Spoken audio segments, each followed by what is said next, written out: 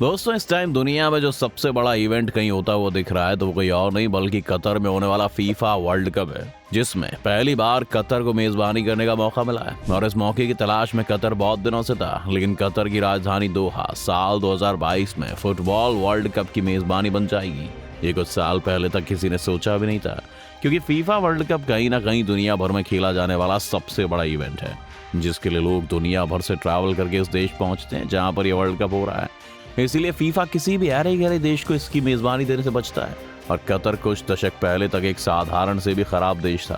तो आखिर ऐसा क्या हुआ कि फीफा की लिस्ट में कतर ने भी अपनी जगह बना ली है?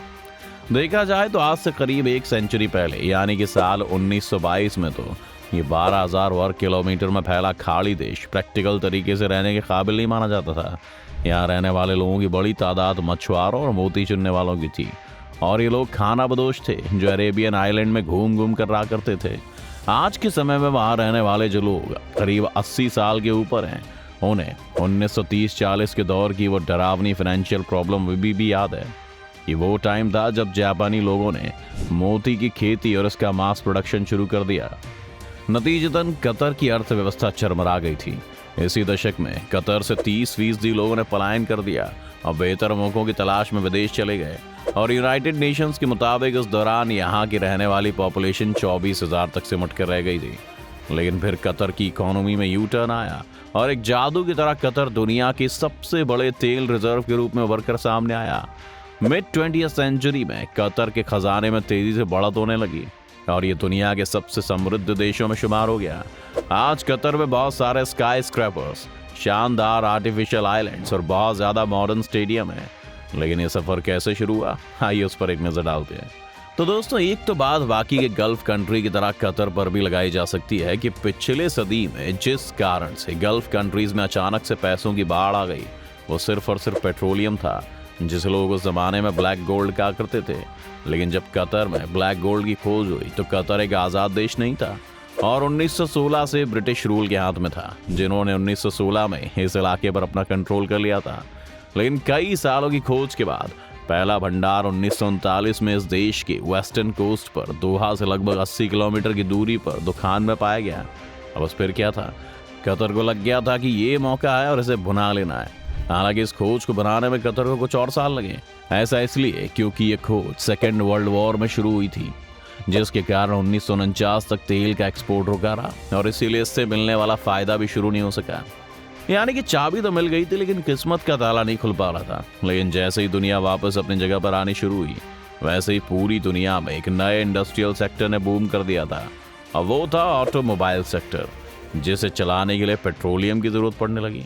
और फिर क्या था, तेल के एक्सपोर्ट ने कतर में अवसरों का अंबार लगा दिया और यहाँ तेजी से बदलाव और मॉडर्नाइजेशन आने लगा। फलते फूलते ऑयल इंडस्ट्री से अट्रैक्ट होकर माइग्रेंट और इन्वेस्टर कतर आने लगे, जिससे इसकी आबादी में ग्रोथ हुई और दुनिया भर से लोग इस देश में आने शुरू हो गए। 1950 में कतर की आबादी 25,000 से भी कम थी, जो 1970 में 1 लाख से ज्यादा हो गई।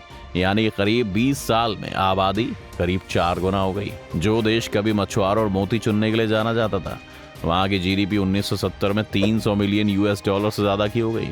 और देखते ही देखते आज़ादी का मौसम आ गया और 1971 में जब भारत पाकिस्तान आपस में जंग कर रहे थे तो उधर कतर से ब्रिटिश राज का झंडा उतर गया और वहाँ ब्रिटिश शासन का अंत हुआ। इसके साथ यहाँ एक नए युग की शुरुआत हुई, जिसने कतर को और भी ज्यादा अमीर बनाया। क्योंकि उसी साल जब ये देश आज़ाद हुआ, तब इंजीनियर्स ने कतर के नॉर्थ ईस्ट कोस्ट से दूर नॉर्थ फील्ड में वास्ट नेचुरल गैस रिजर्व की खोज की। तो बेहद कम लोग इसके महत्व को समझ पाए, क्योंकि उस टाइम सिर्फ ये समझने में 14 साल और दर्जनों अभ्यास लगे कि नॉर्थ फील्ड धरती का सबसे बड़ा प्राकृतिक गैस क्षेत्र है, जिसमें दुनिया के नोन रिजर्व का लगभग 10% हिस्से का ही पता लगा है। इससे ये पता चला कि ईरान और रूस के बाद कतर प्राकृतिक गैस के भंडार में सबसे बड़ा देश है। नॉर्थ फील्ड का क्षेत्रफल लगभग 6,000 वर्ग किलोमीटर है, जो पूरे कतर के आधे हिस्से के बराबर है।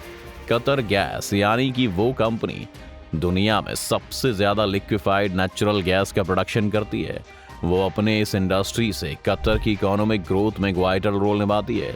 लेकिन तेल की तरह ही गैस से होने वाली आमदनी ने भी समय लिया, क्योंकि लंबे समय तक मांग उतनी नहीं बढ़ी थी और इसे विकसित करने में कोई खास दिलचस्पी भी नहीं थी। हालांकि 80 के दशक में सब कुछ बदलना शुरू हो गया जब बुनियादी ढांचे को तैयार किया जाना शुरू हुआ तो इसे देश के भीतर इसका डिस्ट्रीब्यूशन किया जाने लगा और 90 के दशक में इसके निर्यात की व्यवस्था की गई, जिसने अर्थव्यवस्था को और आगे बढ़ाने वाले इंजन की तरह काम किया। लेकिन फिर आई 21वीं सदी और कतर की आर्थिक विकास दर का ग्राफ ने 21वीं सदी के आने के साथ ही एक बड़ी छलांग भरी। साल 2003 से 2004 में कतर की जीडीपी दर 3.7% से बढ़कर 19.2 हो गई। वहीं 2 साल बाद साल 2006 में यह बढ़कर 26.2% हो गई। ये बढ़ती जीडीपी दर कई सालों तक कतर की पहचान बनी रही है और इस बढ़त को सिर्फ गैस तक ही सीमित नहीं किया जा सकता, क्योंकि आर्थिक बदलाव तब हो रहे थे जब देश में पॉलिटिकल चेंज भी हो रहा था। साल 1995 में अभी के आमिर तमीम बिन हमद अल थानी के पिता हमाद बिन खलीफा अल थानी ने सत्ता संभाली।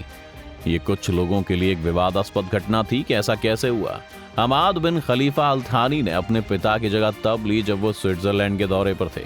अल थानी परिवार 150 साल से कतर पर राज कर रहा है और इस परिवार का इस तरह से सत्ता पर कब्जा करने का ये कोई पहला वाकया नहीं था। लेकिन राजमहल की साजिशों से इतर इस सत्ता परिवर्तन ने कतर की अर्थव्यवस्था में एक बड़ा बदलाव लाया। गैस और तेल निकालने में किए गए इन्वेस्टमेंट, लिक्विफैक्शन और इसे एक्सपोर्ट करने के लिए तैयार किए गए इंफ्रास्ट्रक्चर ने देश को विदेशों से जोड़ने का काम किया। साल 1996 में लिक्विफाइड नेचुरल गैस से भरा एक जहाज जापान के लिए रवाना हुआ तो ये कतर गैस का पहला बड़ा निर्यात था और अरबों डॉलर के उद्योग की शुरुआत यहीं से हुई, जिसने कतर को ग्लोबल वेल्थ के पीक पर पहुंचा दिया। जिसका एग्जाम्पल ये है कि कतर में पर पर्सन जीडीपी 2021 में 61,276 US थी। अगर हम परचेजिंग पावर के पैमाने पर भी देखें तो विश्व बैंक के अनुसार यही पर पर्सन जीडीपी का आंकड़ा बढ़कर 93,521 डॉलर हो जाता है, जो दुनिया में सबसे ज्यादा है। हालांकि इसकी छोटी आबादी भी एक बड़ी वजह है। कतर की जनसंख्या केवल 3 लाख से 3.5 लाख के आसपास है, जिनमें से ज्यादातर तो माइग्रेंट्स हैं, जिन्हें कतर सरकार हाई सैलरी देती है और साथ ही एक्सीलेंट एजुकेशन और हेल्थ केयर भी प्रोवाइड करवाती है।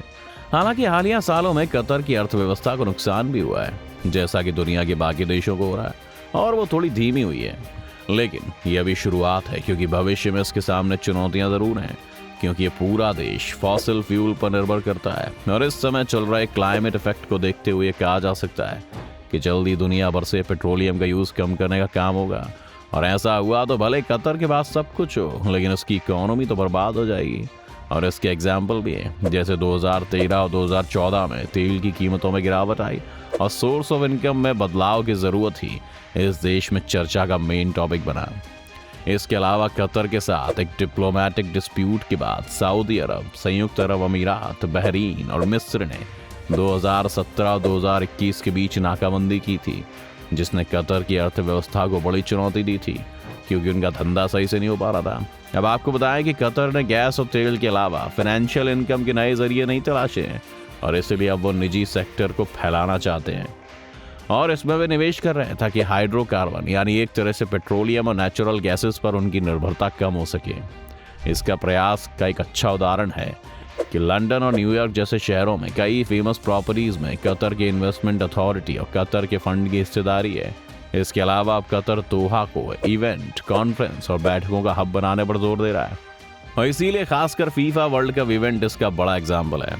आप जरा इसे समझें तो कतर ने फुटबॉल वर्ल्ड कप के आयोजन के लिए 2 लाख मिलियन US डॉलर से ज्यादा खर्च किया है, जो इतिहास में अब तक का सबसे महंगा फीफा वर्ल्ड कप है। इसमें 8 स्टेडियम, एक नया हवाई अड्डा और एक नई मेट्रो लाइन जैसे इंफ्रास्ट्रक्चर बनाए गए।